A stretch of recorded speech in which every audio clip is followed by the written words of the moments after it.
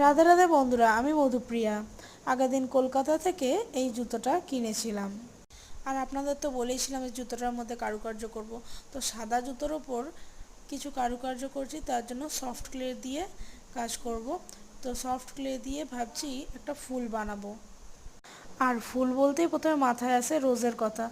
তো রোজ বানাবো। তা এই দেখুন, আমি স্টেপ বাই স্টেপ দেখিয়েছি যে কিভাবে রোজ বানাচ্ছি। খুবই ইজিভাবেই বানাচ্ছি, সফট ক্লে দিয়ে যে কেউ বানাতে পারবে।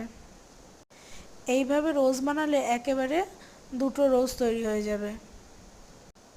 এই দেখুন, রোজগুলো আমার তৈরি হয়ে গেছে। আর কিছু পাতা তৈরি করেছি হলুদ দিয়ে, হলুদ ক্লে দিয়ে।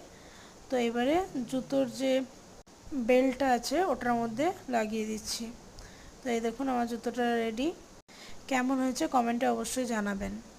আর কিভাবে এই জুতোটাকে সাজানো যায় কমেন্টে জানাবেন। আজকের মতো এই পর্যন্ত।